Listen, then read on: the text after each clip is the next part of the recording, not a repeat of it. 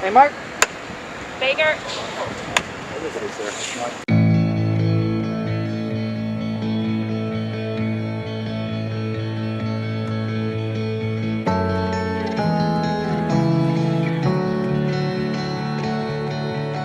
Diane really doesn't know what to do. She feels very alone and doesn't really know how to handle her daughter's addiction to OxyContin and really needs help. So she reaches out to her ex and doesn't really want to, but she's just desperate. So we really see them together fighting this fight to get her off the pills and to get her life back on track. And it's a real...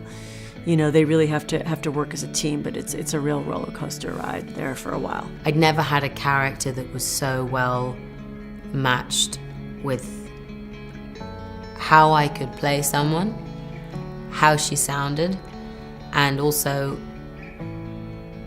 I had someone write a character for me knowing full well what I was capable of and knowing full well what he could get out of me. And that was only reassuring and inspiring. And I've never been in that position where someone's written something uniquely for me because they know me.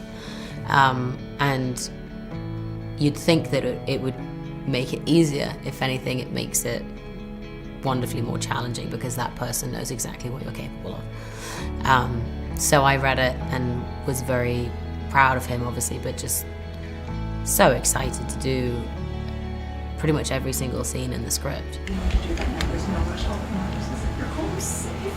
Oh my God, thank God.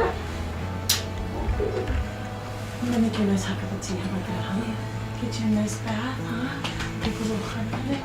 I was such a fan of Florence already before got to come and start the movie. But what I was just saying to my hair and makeup team was she's just so down to earth and funny and sweet and just, oh my gosh, she's so talented. So we did our first big scene yesterday, and she's just a fantastic girl. I always feel like it helps to get to know somebody first one-on-one before you do scenes with them, especially because I'm playing her mother and we have such an intimate relationship as mother-daughter. So she just makes that so easy. She's just an absolute joy. In terms of casting my mum, Alison has to come from a totally loved household, but also a scatty household. She's had a dad that left her when she was younger with nothing other than her mum in the house. And her mum has also tried to deal and handle that as well. So casting Molly Shannon as the mum who's totally lovable but also hasn't got her shit together was perfect casting.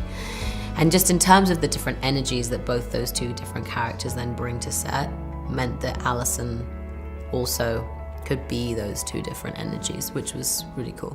Take the last train to Clarksville, and I'll meet you at the station.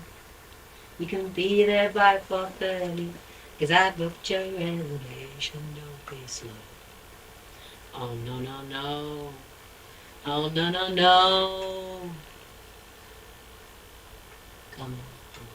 Alison's interest in music kind of withers as she withers. So at the beginning we see her completely confident and completely full of life, and she's raring to go and ready to sing any song. And this kind of came from my perspective of music. I used to sing and create and write songs a whole lot more than I do now, and the less I did it because I focused on acting or I focused on, really trying to succeed in this industry, I left that to the side thinking that one day I'll come back to it. But the less I touched it, I had no confidence in picking up the guitar and singing in front of people. And whenever my anxiety, my moods, my depression kind of like ebb and flow, I know that something like that, something like writing a song, becomes really terrifying because I know that I'm going to be honest with myself. And I really wanted that to be put into, how do we visibly see this woman's confidence just decrease, so much so that even when she's singing with Morgan, with Daniel down in his basement, she doesn't even really sing it, she kind of sings it in a jokey way. Our two characters, Daniel and Alison, are constantly going head to head, whether it be their age is going head to head, whether it be that they are needing friendship in this part of their lives. They are both coming to each other with a need for some sort of love and some sort of validation in moving on with their lives. And working with Morgan Freeman with doing that kind of matched both of our personalities perfectly. You know, he's a legend. Everybody has ultimate respect for him the moment he comes on set.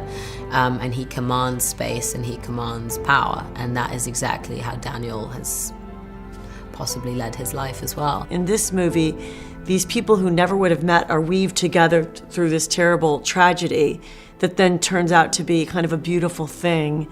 And in spite of the deep sadness of the loss, beauty and light and revitalization comes from this tragedy. So it's just a beautiful story.